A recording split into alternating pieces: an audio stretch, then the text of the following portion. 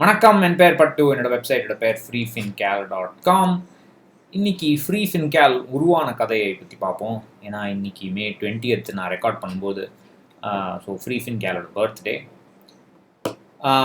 நிறைய பேர் என்கிட்ட என்னை பார்க்கும்போது என்னுடைய பயோடேட்டாவெல்லாம் பார்க்கும்போது கேட்பாங்க, நீ ஃபிசிக்ஸ்லேருந்து ஏன் ஃபைனான்ஸுக்கு வந்த, ஏன் உனக்கு ஃபைனான்ஸில் இன்ட்ரெஸ்ட் வந்தது அப்படின்னு கொடுப்பேன். எல்லாமே தேவை தான். உண்மையை சொல்லணும்னா 2007 எங்கள் அப்பா இறந்து போனார். அவர் 2006 அவர் பெட் ரிடனாக இருந்தார். ஏர்லி 2006 அவர் பெட் ரிடன். அவருக்கு ஒரு ஃபார்ம் ஆஃப் போன் கேன்சர் வந்தது, மல்டிபிள் மைலோமா அப்படிங்கிற ஒரு கேன்சர் வந்தது. அப்போ தான் எனக்கு அது வரைக்கும் நான் பயங்கர பிஸி, ஃபிசிக்ஸ்னு லேப்லேயே இருப்பேன். இப்போ வீட்டு பொறுப்பு எதுவுமே எனக்கு தெரியாது, உலகமே தெரியாது உண்மையை சொல்லணும்னா. இப்போ மட்டும் ரொம்ப இல்லை, டிஃப்ரென்ஸ் இல்லை, பட் அப்போ சுத்தமாக ஒன்றுமே தெரியாது. அப்போது என்கிட்ட அப்போ தான் நான் ஜஸ்ட்டு ஜாயின் பண்ணியிருந்தேன் ஒரு ஆர்கனைசேஷனில். அப்போது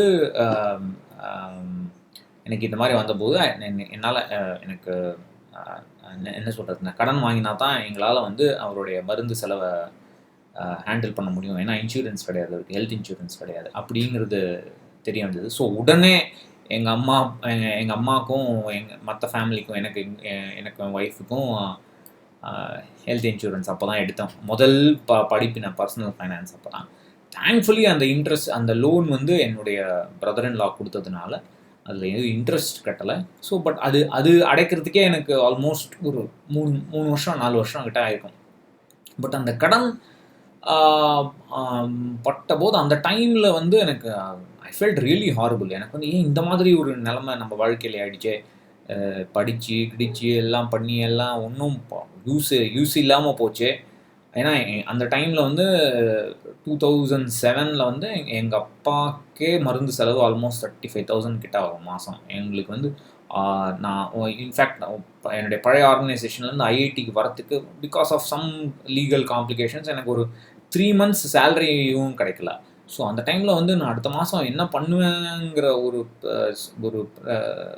செலவுக்கு என்ன பண்ணுவேங்கிற ஒரு நிலைமையெல்லாம் வந்தது. At one point of time இந்த சினிமாவெல்லாம் சொல்லுவாங்கல்ல, அம்மா வேணா என் தாலியை வித்துடுறா அப்படின்னு சொல்லுவாங்கல்ல, அந்த டைலாக் எங்கள் அம்மா என்கிட்ட சொன்னாங்க. அப்போது ஐ ஃபெல்ட் ஹாரிபிள். என்ன இப்படி ஆகிப்போச்சே நம்மளுடைய வாழ்க்கை, இப்படி இந்த மாதிரி தான் இருக்க போகிறோமா, நம்மளுடைய வாழ்க்கை எப்படி சேஞ்ச் பண்ண போகிறோம் அப்படிங்கிறத பற்றி யோசிச்சுட்டு இருந்தேன். இனிமே கடன் பட்டு இருக்கக்கூடாது அப்படிங்கிறது ஒரு அப்போ தான் கொஞ்சம் கொஞ்சமாக எனக்கு அந்த பிளான் பண்ணணும், ஃப்யூச்சர் செலவு வந்தால் அதை எப்படி ஹேண்டில் பண்ணணும், பிளான் பண்ணணும் அப்படின்னு கொஞ்சம் கொஞ்சமாக எனக்கு அந்த ஒரு ரியலைசேஷன் வந்தது. எனக்கு எப்போவுமே எழுதணுங்கிற ஆசை உண்டு. இன்ஃபேக்ட் நான் எனக்கு 12 வயசு 13 வயசு இருக்கும்போதே நான் எழுதுவேன். எதையாவது பற்றி எழுதுவேன், ஆஸ்ட்ரானமி பற்றி எழுதுவேன், ரிலீஜனை பற்றி எழுதுவேன், ஏதோ எனக்கு தோணுனதெல்லாம் எழுதுவேன். அதுக்கப்புறம் கூட ரொம்ப நாளாக எழுதிட்டு இருந்தேன். அதுக்கு டைரியில் எழுதுவேன், யாருக்கும் தெரியாது. அது அப்போல்லாம் இன்டர்நெட் கிடையாதுல்ல. ஸோ பட் இன்டர்நெட் வந்தபோது அதை ஆரம்பிச்சிருந்தா இப்போ வேறு மாதிரி இருந்திருக்கும். பட் ஆனால் அந்த டைமில் நான் பயங்கர பிஸி ஃபிசிக்ஸில், ஃபிசிக்ஸ் ரிசர்ச்சில், அப்படியே என்னுடைய அந்த டைமில் எனக்கு அதை பற்றியெல்லாம் யோசிக்கவே டைம் இல்லை. But internet one of the early users of இன்டர்நெட்டில் நானும் ஒருத்தர். அட்லீஸ்ட் இந்தியாவில், அட்லீஸ்ட் ஏன்னா ஐஐடிஸில் one of the first online campus in India. So அந்த மாதிரி எனக்கு I had a good exposure to online usage. அப்போ கூட எனக்கு தோணலை, பிளாகெல்லாம் எழுதுன்னு தோணலை, மாதிரி அந்த மாதிரி ஜோன்லேயே இல்லை. பட் 2007 நான் எனக்கு ஒரு காமிக் பிளாக் ஒன்று ஆரம்பித்தேன். அது ரொம்ப நாளாக போகல, அது அப்படியே விட்டுட்டேன். அது அந்த டைமில் தான் இந்த உங்களுக்குலாம் தெரியுமா தெரியாது, இந்திரஜால் காமிக்ஸ்னு ஒன்று வரும். அந்த இந்திரஜால் காமிக்ஸை ஸ்கேன் பண்ணி பிடிஎஃப் ஆகவோ இல்லை காமிக் புக் ஃபைல் .cbr நினைக்கிறேன் அந்த எக்ஸ்டென்ஷனாகவோ போடுவாங்க. அந்த டைமில் நானும் அந்த மாதிரி ஒரு முயற்சியில் ஒரு பிளாக் ஆரம்பித்தேன். பட் ரொம்ப நாளாக அதுக்கு இன்ட்ரெஸ்ட் அது அப்படியே ஃபிசில் அவுட் ஆகிடுச்சு. முக்கால்வாசி பிளாக் அப்படி தான் ஆகும் எல்லாருக்கும், எனக்கும் அதான் ஆச்சு. ஜூன் 2008 தான் முதல் இன்வெஸ்ட்மெண்ட் நான் சொன்ன மாதிரி முன்னாடி சொல்லியிருக்க மாதிரி ஈக்விட்டி எஸ்ஐபியில் ஆரம்பித்தேன் இன்வெஸ்ட்மெண்ட்ஸ். அதுக்கப்புறம் அப்போ தான் வந்து கொஞ்சம் கொஞ்சமாக அதை படிக்க அந்த இன்ட்ரெஸ்ட் வந்தது. இன்ஃப்ளேஷன், ரிட்டையர்மெண்ட் கால்குலேட்டர்னா என்ன, அந்த டைமில் தான் ஜாகோ இன்வெஸ்டர்னு மனிஷ் சௌஹானோட வெப்சைட் ரொம்ப நல்லா எழுதுவான் அவன். அந்த டைமில் அவன் அந்த ஜாகோ இன்வெஸ்டர் வேற, இப்போ இருக்கிற ஜாகோ இன்வெஸ்டர் வேற. சரி, அதுக்குள்ளே போக வேண்டாம். அது எனக்கு கொஞ்சம் வருத்தம் தான், பட் ஸ்டில் எனிவே. ஸோ அவனுடைய அந்த அவன் எழுதினது எனக்கு ஒரு டெஃபினட்டாக அது ஒரு இன்ஃப்ளூயன்ஸ். பிவி சுப்பிரமணியம் அவரும் ஒரு இன்ஃப்ளூயன்ஸ். இப்படி சரி, என்னுடைய உள்ளுக்குள்ளே எனக்கு ஒரு இந்த டிஐஒய் இன்ஸ்டன்ட் நானே பண்ணி பார்த்தா தான் எனக்கு ஒரு திருப்தி வரும். ஸோ அதனால் நானே அந்த என்னோட ரிட்டையர்மெண்ட் கால்குலேட்டர் முதல்ல பண்ணேன். அதை போய் பிவி சுப்பிரமணியம்கிட்ட காமிச்சேன். ரொம்ப கண்ணாபின்னான்லாம் இருந்தது. அவர் சொன்னார், இப்படி தான் கரெக்டு, நீ பண்ணது ரைட்டு, இந்த மாதிரி தான் அசம்ஷன்ஸ்லாம் நீ பண்ணது ரைட்டு. ஸோ அது ஒரு சரி, இந்த நம்ம கரெக்டான பாதையில் தான் இருக்கோம். அந்த டைமில் நான் சொன்ன மாதிரி எனக்கு அந்த கால்குலேட்டரில் என்ன நம்பர் சொல்லித்தோ அதோட ரொம்பவே கம்மியாக தான் இன்வெஸ்ட் பண்ண முடிஞ்சுது. அப்போல்லாம் ரொம்ப கம்மி, காசெல்லாம் ஒன்றுமே கிடையாது. கடன் கிடையாது. அதான் இந்த தவிர அது ரொம்ப நாள் ஆச்சு, 2010-11 ஆயிடுச்சு அந்த கடனை அடைக்கிறதுக்கு. ஏன்னா பே கமிஷன்லாம் வந்து அந்த அரியர்ஸ் எல்லாம் வந்து அந்த அரியர்ஸ் வச்சு கடன்லாம் அடைச்சி அதெல்லாம் ஆச்சு.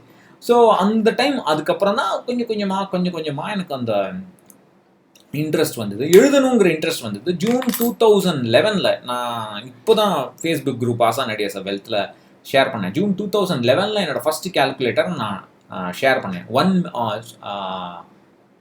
1 மினிட் தானே, 1 மினிட் மான்னு ஒருத்தன் எழுதினான், அவனுடைய வெப்சைட்டில் எழுதினேன். அதுக்கப்புறம் மே 2012 சரி நம்மளே இது போடலாம், இந்த மாதிரி ஒரு டூல்ஸுக்கு வந்து ஒரு டிமாண்ட் இருக்கும் அப்படிங்கிற ஒரு ஐடியாவில் நான் ஒரு வெப்சைட் ஆரம்பித்தேன். முதல்ல வந்து வெறும் கால்குலேட்டர் தான் இருக்கும், இந்த கால்குலேட்டர் அந்த கால்குலேட்டர் தான் இருக்கும். எழுதுறதுக்கு எனக்கு சோம்பேறித்தனம், பெருசாலாம் எழுத மாட்டேன், 2 லைன் எழுதுவேன் போஸ்ட்டு. அப்போ அந்த மாதிரிலாம் நிறைய தப்பு பண்ணக்கூடாது. எனக்கு தெரியாது கூகுள் சர்ச் இன்ஜின் ஆப்டிமைசேஷன் பற்றிலாம் எனக்கு கவலை இல்லை, ஏதோ எழுதணும் அவ்வளோதான். ஸோ அந்த டைமில் என்னுடைய வாழ்க்கையிலையும் நேற்றுக்கு நான் சொன்ன மாதிரி என்னுடைய அந்த ஆட்டோஇம்யூன் டிஸார்டர் வந்ததுனால என்னுடைய லைஃப்லேயும் அது ஒரு பெரிய சேஞ்ச். என்னால் என்ன பண்ண முடியாது அப்படிங்கிறது வந்து ஒரு பெரிய டிஃப்ரென்ஸ், லைஃப் சேஞ்சிங் மொமெண்ட். அது ஏதோ இந்த அளவுக்கு மேனேஜ் பண்ணுறதே பெரிய விஷயம், அது கடவுள் புண்ணியம் தான்.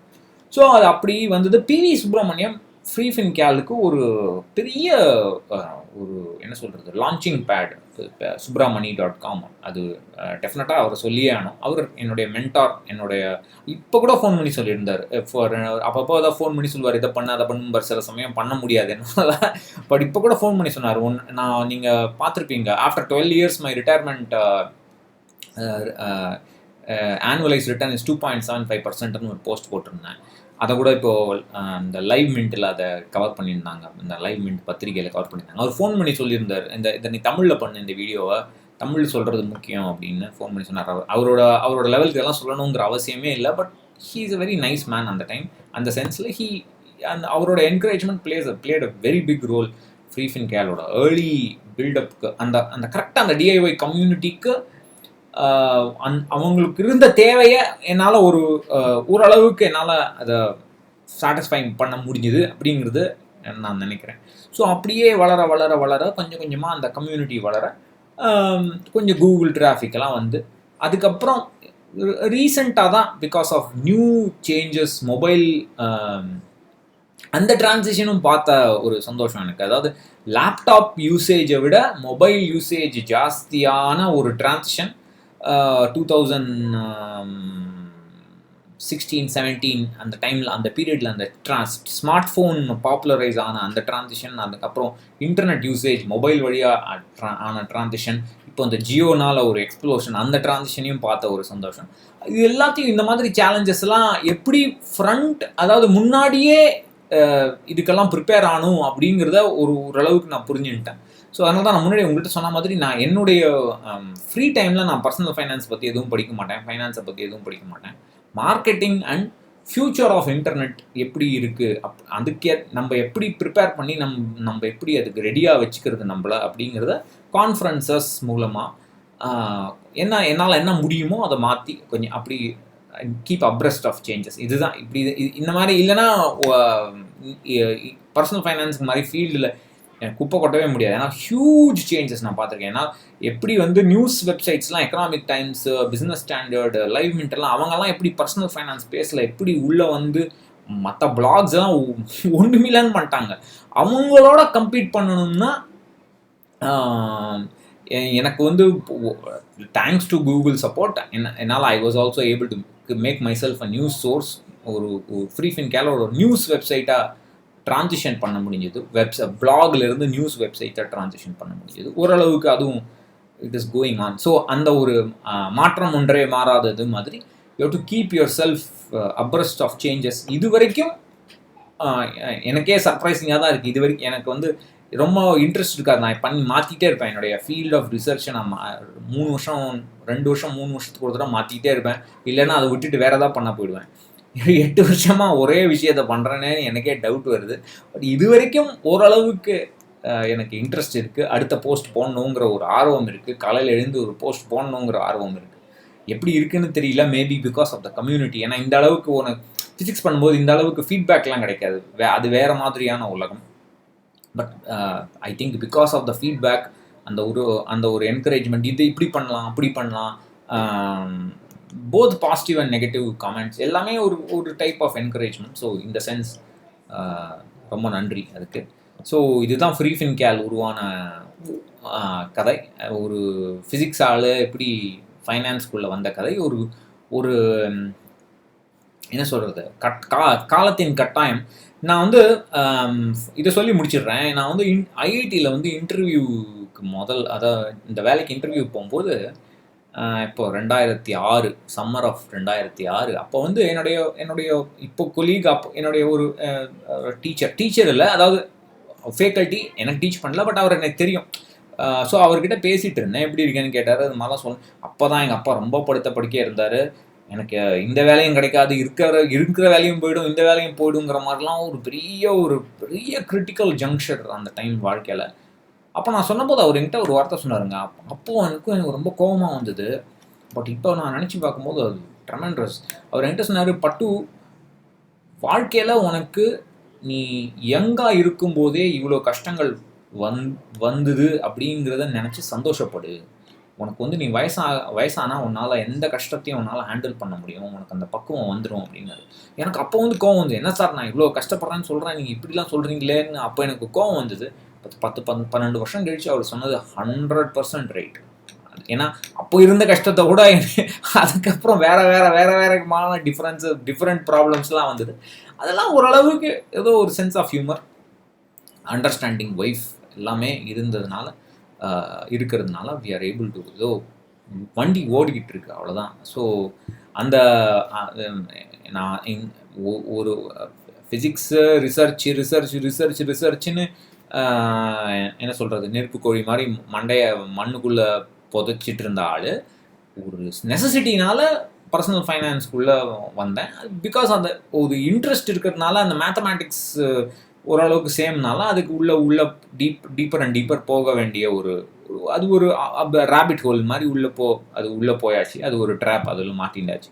எவ்வளோ நாள் பண்ணுவேன்னு எனக்கு தெரியாது. பட் அட்லீஸ்ட் இப்போ வரைக்கும் அந்த இன்ட்ரெஸ்ட் இருக்குது. அதுக்கு பெரிய காரணம் நீங்கள் தான், இந்த வியூவர்ஸ் ரீடர்ஸ் தான். ஸோ நன்றி, வணக்கம்.